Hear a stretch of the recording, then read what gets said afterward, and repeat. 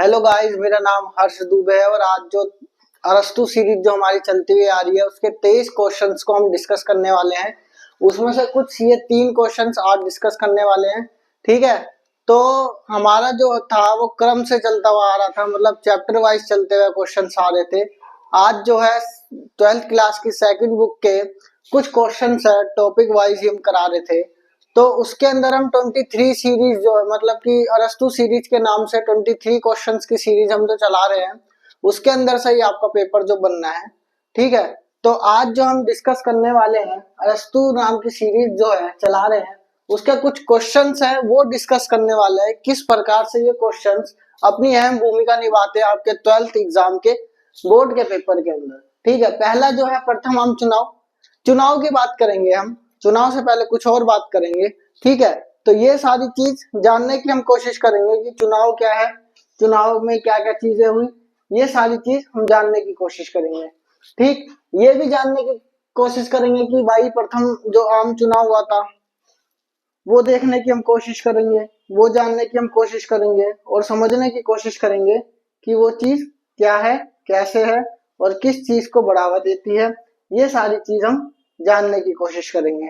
ठीक है, इसी के अंदर हम जानने की कोशिश करेंगे कि प्रथम आम चुनाव में या प्रथम आम चुनाव को इतिहास का सबसे बड़ा जुआ क्यों कहा जाता है, ये सारी चीज हम डिस्कस करेंगे।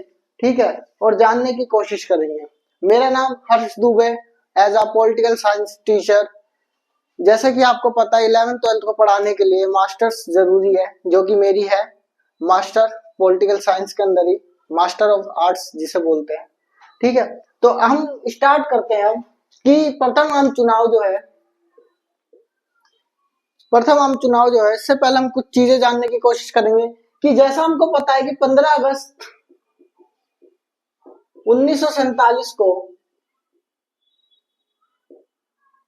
हमारा देश क्या होता है, आजाद होता है।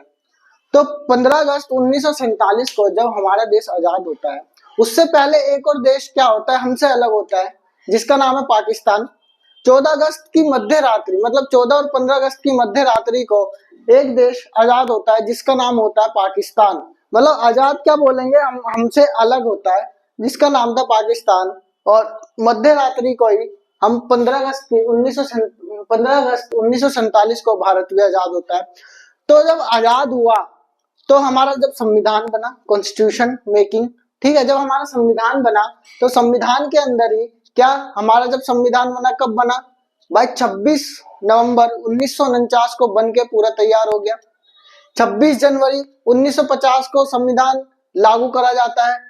टोटल जो समय लगा 2 वर्ष 11 महीने 18 दिन का लगता है। तो इसी के अंदर कई सारी चीज जानने की कोशिश करेंगे कि संविधान जब बन चुका था उसके बाद हम चुनाव पे आएंगे कि चुनाव जो है वो क्या कहता है कि चुनाव कि प्रथम आम चुनाव को इतिहास का सबसे बड़ा जुआ या जुए की संज्ञा देकर क्यों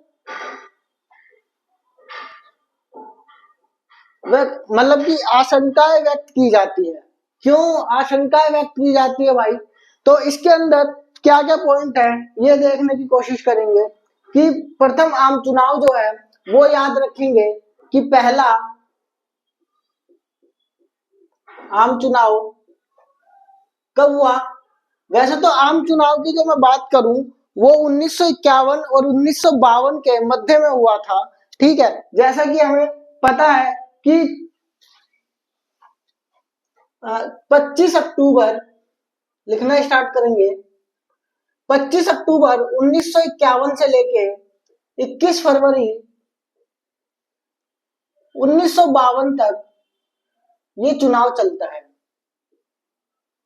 क्लियर इतनी बात है कि 25 अक्टूबर 1951 से लेके 21 फरवरी 1952 तक ये चुनाव क्या है, चलता है। 1952 का चुनाव इसलिए बोला जाता है फर्स्ट जनरल इलेक्शन, इसलिए कहा जाता है इस इलेक्शन को क्योंकि इसके अंदर क्या है, जो 52 है 1952 के अंदर सबसे ज्यादा इलेक्शन देखे गए थे, इसलिए इसको 1952 का इलेक्शन कहा जाता है। ठीक है, इसी के अंदर और क्या चीज देखी गई कि जैसे कि भाई अब चुनाव कराना है, जैसा मुझे कुछ काम करना है तो मैं कुछ ऐसे वर्कर या ऐसे लोगों को लाऊंगा जिनको मैं क्या करूंगा, ट्रेंड करूंगा। ठीक है, मतलब प्रशिक्षित करूंगा, ट्रेंड करूंगा। और इन्होंने क्या करा, 3 लाख से भी अधिक जो लोग थे उनको क्या करा, प्रशिक्षित करा, मतलब ट्रेंड करा। 3 लाख से भी अधिक लोग। मैं ये बताने की कोशिश कर रहा हूं कि चुनाव कराने के लिए भारत ने क्या क्या सुझाव अपनाए। ठीक है, तो 3 लाख से ज्यादा लोगों को प्रशिक्षित करा, मतलब ट्रेंड करा। और कई क्षेत्रों में क्या करा, सीमा या बाउंड्री तय करी। कई क्षेत्रों के अंदर सीमा और बाउंड्री तय करी किसने, भारत सरकार ने। ठीक है, उसी के साथ साथ क्या देखा गया, मतदाता सूची, वोटर लिस्ट तैयार करी गई। नेक्स्ट पॉइंट क्या होगा कि नेक्स्ट पॉइंट हुआ कि चुनाव प्रचार पर भी बल दिया गया। ठीक है, तो कराने का कुछ तरीका अपनाया, जिसके अंदर मैंने बात करी 3 लाख लोगों को ट्रेंड करा गया। क्षेत्र का सीमांकन करा गया, मतलब सीमा निर्धारित करी गई, बाउंड्री निर्धारित करी गई। ठीक है, वोटर लिस्ट तैयार करी गई। वोटर लिस्ट के साथ साथ क्या क्या चीज करी गई कि जो चुनाव है, चुनाव का प्रचार कराया गया, मतलब एडवर्टीजमेंट करी गई किसकी, चुनाव की, इलेक्शन की। ठीक है, तो ये सारी चीज था कि चुनाव कैसे करा रही थी इंडियन गवर्नमेंट। और इसी के साथ साथ क्या देखा गया, जो मतदाता सूची है, मतदाता सूची के अंतर्गत क्या 21 वर्ष के जो लोग हैं, 21 वर्ष के जो लोग हैं उनको क्या देखा गया, वही वो वोट डाल सकते हैं। अब ये तो कंफ्यूज हो गया भाई, हमारे देश में तो 18 वर्ष है, ये 21 वर्ष कैसे आ गया। तो हाँ जी, पहले जो था वो 21 वर्ष था, बाद में कितना हुआ, 18 वर्ष हुआ। 21 वर्ष जो हुआ वो हुआ 61वें संविधान संशोधन से। ठीक है, 61 अमेंडमेंट, कॉन्स्टिट्यूशन अमेंडमेंट से, जो कि होता है 9 दिसंबर 1998।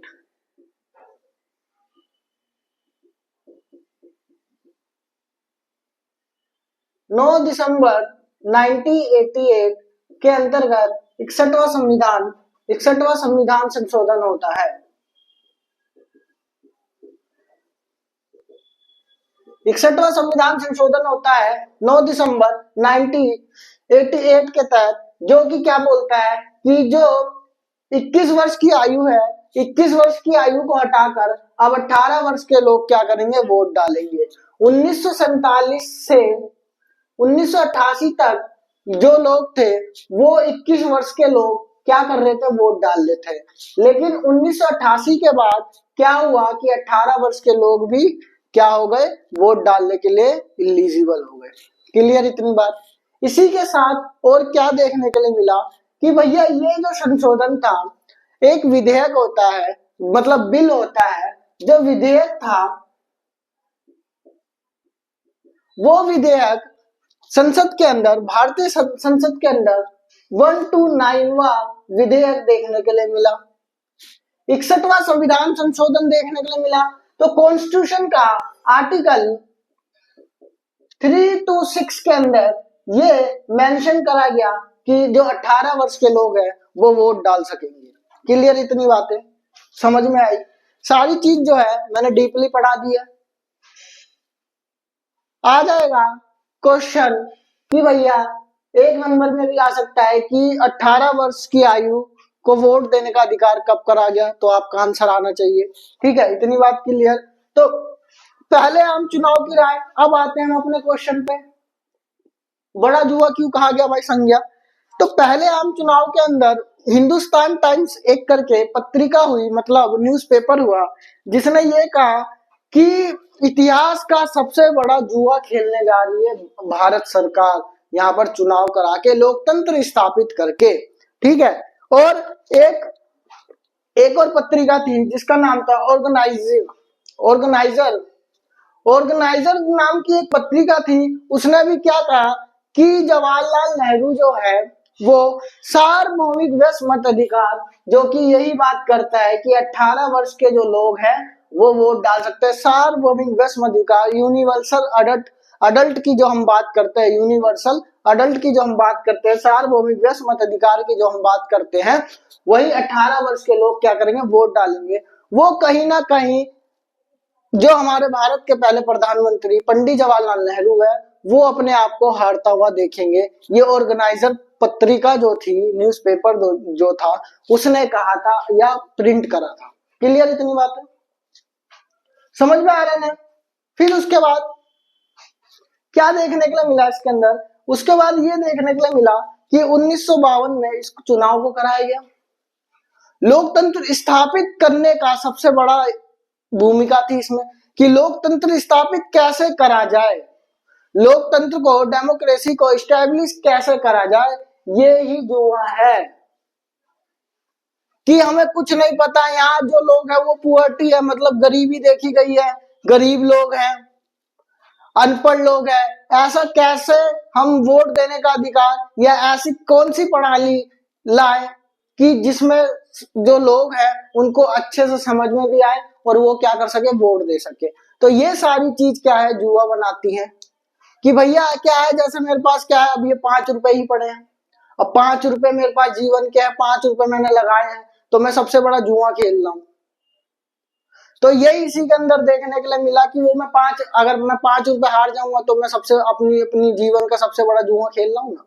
तो इसी के अंदर भी यही देखने के लिए मिला कि जो संज्ञा है क्यों कही गई है, क्योंकि भारत के पास लोकतंत्र का एक्सपीरियंस नहीं था। हाँ, कुछ अच्छे नेता थे जो कि जानते थे, अनुभवी थे, लोकतंत्र को देखा था अलग कंट्री में, चाहे वो अमेरिका के अंदर है। सबको पता होना चाहिए सबसे पुराना लोकतंत्र डेमोक्रेसी किसका है, अमेरिका का। और सबसे बड़ा लोकतंत्र जो देश है, लोकतांत्रिक देश है, सबसे पुराना लोकतांत्रिक देश अमेरिका, और सबसे बड़ा लोकतंत्र देश कौन, लोकतांत्रिक देश भारत। ठीक है, तो इसी के अंदर ये सारी चीजें देखने के लिए मिली। ठीक, और इसी के साथ साथ ये भी देखने के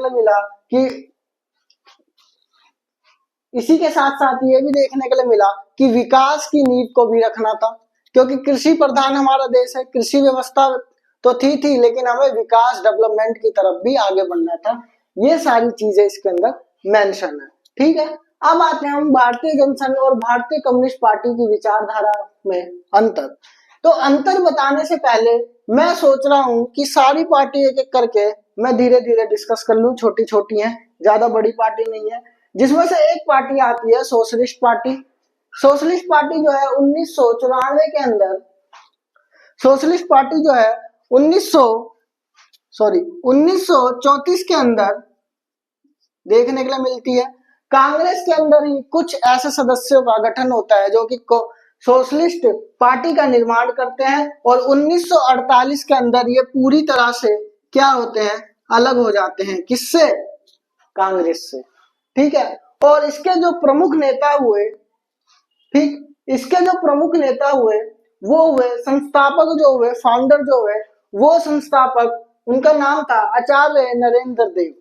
आचार्य नरेंद्र देव जो थे वो फाउंडर थे। आचार्य नरेंद्र देव ने इसकी स्थापना करी थी, सोशलिस्ट पार्टी की। और इसकी जो विचारधारा थी वो विचारधारा थी समाजवादी विचारधारा। समाजवादी विचारधारा का मतलब होता है कि देश के अंदर सारे संसाधनों पे जो हक होगा, जो भी भूमिका होगी सरकार की होगी, ना कि प्राइवेट होगी। ठीक है, सरकार सारे संसाधनों पर नियंत्रण करेगी।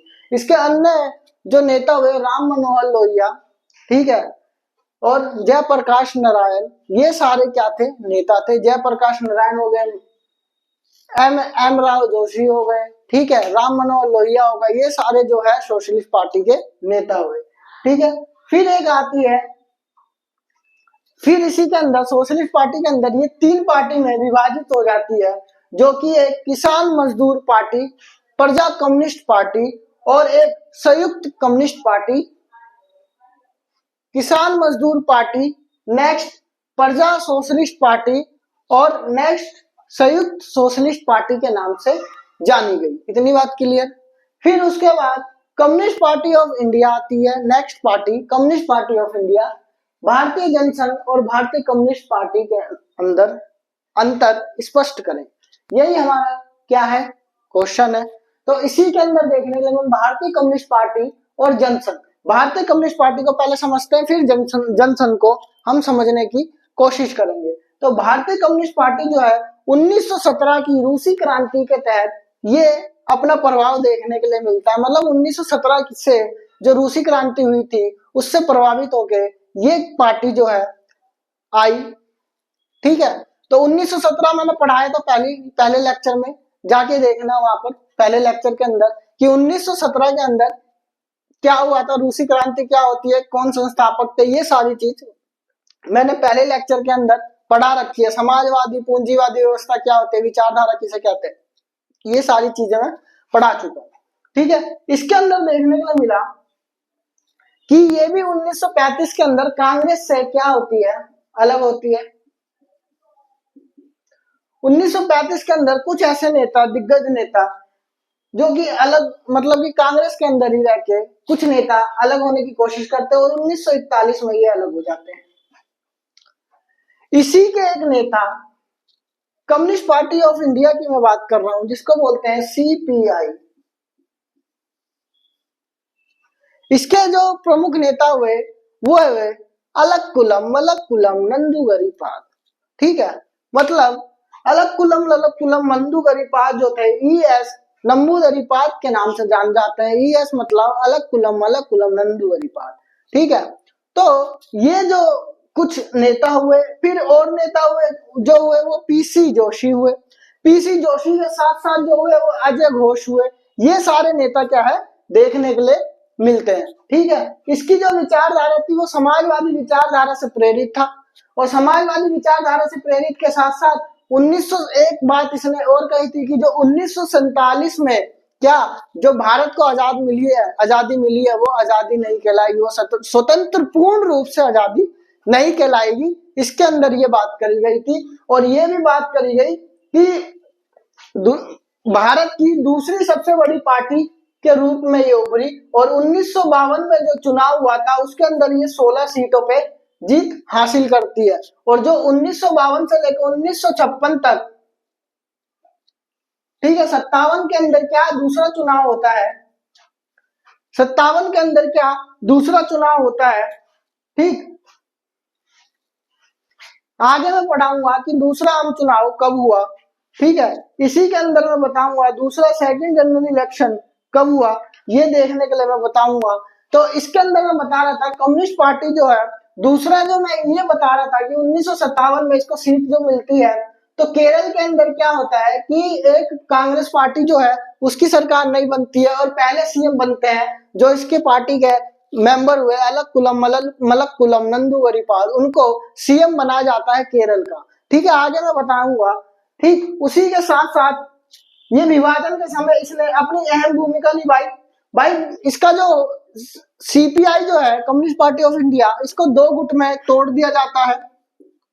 विभाजन मतलब विभाजन हो जाता है, और जो विभाजन होता है वो देखने के लिए मिलता है 1964, या पूरी में अगर डेट बोलूं 7 नवंबर 1964।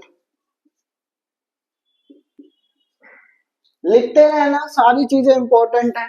ठीक है, 7 नवंबर 1964 में एक को बोलते हैं CPI और एक को बोलते हैं CPIM। M का मतलब है मार्क्सवाद या मार्क्सवादी party. Communist party of India, communist party of India, communist party of India मार्क्सवादी। ठीक है, communist party of India, communist party of India मार्क्सवादी। क्लियर इतनी बात है, तो एक इतनी बात क्लियर। और कम्युनिस्ट पार्टी ऑफ इंडिया जो थे वो थे डांगे इसके अध्यक्ष होते हैं। ठीक, डांगे इसके क्या होते हैं, अध्यक्ष होते हैं। इतनी बात क्लियर समझ में आई, ये थी कम्युनिस्ट पार्टी ऑफ इंडिया। अब आते हैं हम एक जनसंघ, भारतीय जनसंघ, जिसको हम वर्तमान समय में BJP का नाम देते हैं। ठीक है, बहुजन समाज पार्टी। ठीक, भारतीय जनसंघ जो है, भारतीय जनसंघ की जो विचारधारा थी वो थी एक राष्ट्रवादी विचारधारा।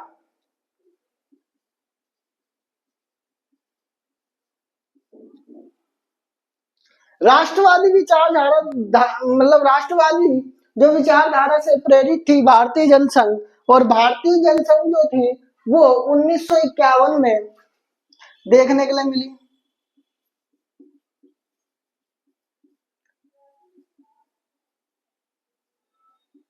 भारतीय जनसंघ जो है 1951 में देखने के लिए मिली।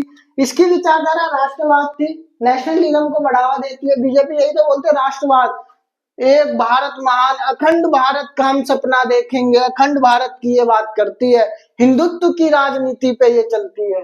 तो ये सारी चीज इसके अंदर देखने के लिए मिली कि भारत विचारधारा जो थी राष्ट्रवाद थी, हिंदी हिंदुत्व की राजनीति पे चलती है, तो मतलब हिंदी को सबसे ज्यादा ये बढ़ावा भी देती है, अंग्रेजी का साफ साफ ये विरोध करती है। ये है राष्ट्रवाद पार्टी की विचारधारा। और कई सारी चीजें इसके अंदर पाकिस्तान को मिलाने की बात करती है, अखंड भारत का निर्माण करने की बात करती है, एक देश एक राष्ट्र और एक संस्कृति का समर्थन करती है ये भारतीय जनसंघ। ठीक है, प्रमुख नेता हुए श्यामा प्रसाद मुखर्जी, श्यामा प्रसाद मुखर्जी के साथ साथ बलराज माधव, दीनदयाल उपाध्याय, ये तीन इसके क्या हुए, मेंबर हुए। क्लियर, इतनी बात क्लियर, पहला क्लियर, दूसरा क्लियर। अब आते हैं हम तीसरे पे। अच्छा, इसको इंग्लिश में नहीं लिखा क्या? कोई नहीं, इसको ट्रांसलेट आप कर लेना गूगल से। ठीक है, स्वतंत्रता के पश्चात भारत में अपनाए जाने वाले आर्थिक विकास के मॉडल से संबंधित सहमति असहमति के विभिन्न क्षेत्रों का परीक्षण कीजिए। क्लियर, ये दो पार्टी मैंने बता दी, तीन पार्टी बता दी। एक स्वतंत्र पार्टी थी छोटी सी, स्वतंत्र जो पार्टी थी वो क्या थी कि 1959 के अंतर्गत आती है। विचारधारा जो है इसकी पूंजीवादी, पूंजी विचारधारा तो समाजवादी का विरोध करेगी, रूस से दोस्ती करने का विरोध करेगी। ठीक है, और इसकी जो ये जो है स्वतंत्र पार्टी क्या कहती है, अर्थव्यवस्था, मतलब कि निजीकरण पे क्या करो, बल दो। ठीक है, पूंजीवाद का समर्थन करो। ये सारी चीज देखने के लिए इसके अंदर मिलती है। गुट निरपेक्षता का ये विरोध करती है। इतनी बात क्लियर आई समझ में? तीसरा जो है, तीसरा अर्थव्यवस्था की बात करता है। जैसे कि हम जानते हैं कि भारत के पास तीन चुनौतियां थी भारत के अंदर। सबसे पहला क्या था, अखंड भारत का निर्माण। अखंड भारत का निर्माण के साथ साथ एक और सबसे महत्वपूर्ण प्रभुत्व, मतलब कि क्या देखने के लिए मिला, सोवेनिटी देखने के लिए मिली थी। ठीक है, तो सोवेनिटी क्या होती है, मतलब इंटरनल और एक्सटर्नल मामलों में क्या हस्तक्षेप ना करे कोई देश। भाई इंटरफेयर नहीं करना चाहिए, कोई भी कंट्री इंटरफेयर ना करे हमारे इंटरनल और एक्सटर्नल मामलों में। हम क्या है, आजाद है, अपने अधिकार, राइट्स, हमारे राइट्स जो अधिकार जो है, अधिकार हमारे आजाद है, हम कुछ भी कर सकते हैं, हमारा देश कुछ भी डिसीजन ले सकता है। ठीक है, संप्रभुता की मैं बात कर रहा हूँ, सोवेनिटी की मैं बात कर रहा हूँ। संप्रभुता, सबसे पहला ये था कि हमारे संप्रभुता को बनाए रखने की सबसे बड़ी जो थी चुनौती वो सामने आई। सेकंड, लोकतंत्र, डेमोक्रेसी को स्टैब्लिश करने या लोकतंत्र को स्थापित करने की चुनौती आई। थर्ड, जो विकास करने की बात आई। मतलब हम तीन चैप्टर के अंदर यही बात करते हैं कि संप्रभुता क्या है, संप्रभुता को कैसे, फिर इसके जो अभी जो चैप्टर पढ़ा रहा था उसके अंदर लोकतंत्र की बात करी गई, और फिर उसके बाद विकास, ये आया ना, विकास के मॉडल की बात करें, विकास डेवलपमेंट की बात करें, कैसे डेवलपमेंट होगा, कैसे विकास होगा। तो दो मॉडल देखने के लिए मिले थे पूरे विश्व के अंदर, मैंने पढ़ाया फर्स्ट लेक्चर के अंदर, जाके देखना। समाजवादी और पूंजीवादी। समाजवादी आइडियोलॉजी क्या होती है कि भैया इसके अंदर क्या है, सरकारी काम करेगी। समाजवादी विचारधारा के अंदर सरकार के हाथ में सारे संसाधन होंगे देश के। पूंजीवादी विचारधारा के अंदर क्या होगा कि सरकार के पास संसाधन ना के बराबर होंगे, सारा जो होगा प्राइवेटाइजेशन, मतलब निजीकरण कर दिया जाएगा। ये पूंजीवादी व्यवस्था थी। तो समाजवादी व्यवस्था कहाँ, रूसी क्रांति 1917 के अंतर्गत लाई गई, सारा पढ़ा रखा है पहले लेक्चर के अंदर, देखना पहले लेक्चर। समाजवादी जो व्यवस्था थी, समाजवादी रूसी क्रांति पहले लेक्चर के अंदर। पूंजीवादी भी पढ़ा रखा पहले लेक्चर के अंदर की अमेरिका की विचारधारा है। अमेरिका जो है स्टार्ट होता है वो कब होता है कि अमेरिका जो है 1776 के अंदर, 4 जुलाई 1776 को बनता है। तो ये सारी चीज जो है पहले लेक्चर के अंदर मैंने बता रखी है। ठीक है, जॉन वॉशिंगटन जो है पहले राष्ट्रपति बनते हैं अमेरिका के। फिर एक वामपंथी और दक्षिणपंथी आती है।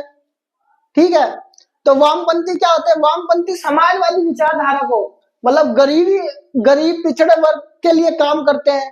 ठीक है, गरीब को महत्व देते हैं और दक्षिणपंथी जो है पूंजीपति अमीर जो लोग हैं उनको महत्व देते हैं। तो ये थी वामपंथी और दक्षिणपंथी। विकास के कुछ मॉडल। अर्थव्यवस्था, भारत के पास क्या थी अर्थव्यवस्था, किस चीज को लेकर थी, किस चीज को लेकर अर्थव्यवस्था, मतलब कि उस समय भारत की अर्थव्यवस्था कैसी थी भाई, कृषि प्रधान देश था, कृषि पर क्या सारी चीजें, भारत की जो कृषि प्रधान देश था, कृषि पर सारी चीजें देखने के लिए मिली, कृषि पर ही क्या था वो डिपेंड था, ठीक है। और फिर उसके बाद उद्योगों का निराशाजनक देखने के लिए मिला कि उद्योग ना के बराबर थे हमारे यहाँ, सड़क, बिजली, ये सारी चीजों का अभाव था, ये सारी चीज इसके अंदर देखने के लिए मिली। और क्या देखने के लिए मिला इसके अंदर कि जो गरीबी जो है वो अत्यधिक है, जनसंख्या ज्यादा है, ये सारी चीज इसके अंदर देखने के लिए मिली और सुविधा देखने के लिए मिली जो कि ना के बराबर थी यहाँ पर, ठीक है। ये चीज अर्थव्यवस्था में थी। तो अर्थव्यवस्था को मजबूत करने के लिए अर्थव्यवस्था को मजबूत करने के लिए भैया देखो वर्ल्ड के अंदर दो थी, एक समाजवादी एक पूंजीवादी, जो कि हमने दोनों का क्या करा, विरोध करा। और एक बीच की, मतलब एक पूंजीवादी और एक साम्यवादी, पूंजीवादी और साम्यवादी का हमने विरोध करा। और फिर एक तीसरी मिश्रित अर्थव्यवस्था लेके आए जिसको बोलते हैं मिश्रित अर्थव्यवस्था। एक अर्थव्यवस्था जो थी पूंजीवादी और समाजवादी, एक मिश्रित अर्थव्यवस्था लाए जिसका नाम था, मतलब एक अर्थव्यवस्था लाए जिसका नाम था मिश्रित अर्थव्यवस्था। पूरे वर्ल्ड के अंदर दो व्यवस्था, एक पूंजीवादी एक समाजवादी। एक अर्थव्यवस्था हम लेके आए जिसका नाम था मिश्रित अर्थव्यवस्था, जो कि समाजवादी और पूंजीवादी का मिक्सचर था, ठीक है। तो वो मॉडल देखने के लिए क्या हम मतलब कि अपने आप को अपनाए, योजना आयोग का निर्माण हुआ, ठीक है। योजना आयोग का जब निर्माण हुआ तो उसी के साथ साथ बहुत सारी चीज देखने के लिए मिली, ठीक, और समझने की कोशिश करने के लिए मिली कि योजना आयोग क्या था। उसको आगे चल के 2015 में नीति आयोग बना दिया गया। तो वो सारी चीज थी। योजना आयोग जो था 15 मार्च 1950 को लागू होता है। अर्थव्यवस्था को मजबूत करने के लिए बात पंचशील समझौता, मतलब कि पंचवर्षीय योजना लागू करने के लिए बात करी जाती है। तो ये सारी चीज इसके अंदर देखने के लिए मिलती है, ठीक है। वर्तमान समय में योजना आयोग जब स्थापित हुआ तो नियोजन की हमने बात करी। नियोजन की जब हमने बात करी तो वो बात करी कि वर्तमान संसाधनों को ध्यान में रखते हुए हम विकास करेंगे और विकास के साथ साथ ऐसे लक्ष्य निर्धारित करेंगे जिसमें क्या है, वर्तमान समय में जो संसाधन है वो भी बचे रहे और आगे चल के हमारी पीढ़ियां भी क्या करे, उसका यूज करे। तो ये सारी चीज इसके अंदर थी, ठीक है। सहमति असहमति जो थी उसके अंदर क्या था कि भैया सहमति और असहमति में देखो, देश के अंदर कुछ लोग होते हैं सहमत वाले, कुछ लोग सहमत वाले, कुछ लोग असहमति वाले। भाई वो अब सरकार ने बोला, जैसे 1951 में एक मॉडल आया, ठीक, 52 के अंदर, 51-52 के अंदर, 51 से 56 तक, ठीक है। पहली पंचवर्षीय योजना आती है, उसके अंदर विकास की बात करते हैं, ठीक है। योजना आयोग देखो, पंचवर्षीय योजना, ध्यान से सुनना, पंचवर्षीय योजना जो है वो स्थापित होती है। सबको पता है कि इसके अध्यक्ष कौन होते हैं, प्रधानमंत्री होते हैं, जो कि उस टाइम कौन थे, पंडित जवाहरलाल नेहरू, ठीक है। 1950 में इसकी स्थापना होती है। अगर पूरी डेट बोलूं तो 15 मार्च 1950 में इसकी स्थापना होती है, ठीक है। और लेकिन अगर मैं इतिहास की बात करूं तो 1938 के तहत योजना आयोग को धीरे धीरे जो सुभाष चंद्र बोस थे उनके द्वारा धीरे धीरे लाया गया था, ठीक है। तो इसी के अंदर देखने के लिए मिला कि 5 साल के लिए योजना आती है जिसको आज नीति योजना या national instrument for transforming India के नाम से जानते हैं। नीति आयोग का जो पूरा नाम था वो था नेशनल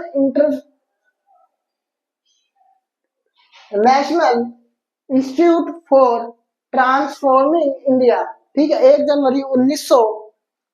जनवरी 2015 से लागू होता है नीति आयोग, ठीक है। उसकी फुल फॉर्म बता दी। पंचवर्षीय योजना देखने को मिली, पहली पंचवर्षीय योजना 1951 में। उसके कुछ क्या थे उद्देश्य थे, उद्देश्य क्या क्या थे लिखेंगे कि उद्देश्य जो थे वो पहला था कृषि पर केंद्रित था, ठीक है। और ये योजना जो थी वो के.एन. राज इसके जो थे वो क्या थे, योजना के मुख्य नेता थे या मुख्य योजनाकार थे, जिनका नाम था के.एन. राज। इसके उद्देश्य जो है कृषि पर केंद्रित था। देश की जो गरीबी है उसको कम करने की बात करी गई, ठीक है, और भूमि सुधार की बात करी गई इसके अंदर। क्लियर, समझ में आ गई? क्लियर, ठीक है। तो ये सारी चीज इसके अंदर देखने के लिए मिली थी भाई। ये देखो, ये मेरे नोट्स हैं, इसी से मैं पढ़ाता हूँ, सारी चीजें पढ़ के भी आता हूँ और पढ़ाता भी हूँ भाई। पढ़ना पड़ेगा, ठीक है। ये सारे नोट्स मेरे हैं, ठीक है, और इसी को मैं पढ़ के आता हूँ अच्छे से। और फिर यहाँ पर एक डेस्क है, उस डेस्क पे मैं रखता हूँ और समझाने की कोशिश करता हूँ इसी से, ठीक है। डीपली रिसर्च करके आता हूँ, सारी चीजें निकाल के आता हूँ। ये मत सोचना कि देख के, ये पढ़ाने का काम है, ठीक है। तो कुछ ऐसी चीजें होती हैं, डेट्स वगैरह, जो कि याद रहती हैं, लेकिन क्या है कि रख देते हैं हम डेस्क के पास नोट्स, कि क्या रहे कि बच्चे को गलत इंफॉर्मेशन ना जाए। देखो, टीचर का काम ये है कि बच्चों को सही इंफॉर्मेशन दे, ठीक है, और बच्चे को कैसे समझा सकते हैं उस पर ज्यादा से ज्यादा काम करे। देखो, जो चीज नहीं आएगी वो मैं क्लास में बोल दूंगा कि नेक्स्ट क्लास में बता दूंगा। कमेंट्स करके बताना कि नेक्स्ट क्लास में क्या क्या चीजें और ऐड करनी चाहिए, ठीक, इसी के अंदर। तो ये सारी चीजें आज मैंने बताई है। और मेरे चैनल को सब्सक्राइब करें, लाइक करें और शेयर करें, और कमेंट दें कि क्या क्या चीजें कमियां आ रही है, क्या चीज को मैं इम्प्रूवमेंट करूं और समझाने की कोशिश करूं, ठीक है। कुछ क्वेश्चंस जो मेरे से छूट रहे होंगे आप भी बताएं, उसको नेक्स्ट क्लास में क्या करेंगे, हम डिस्कस करेंगे, ठीक है। Thank you very much.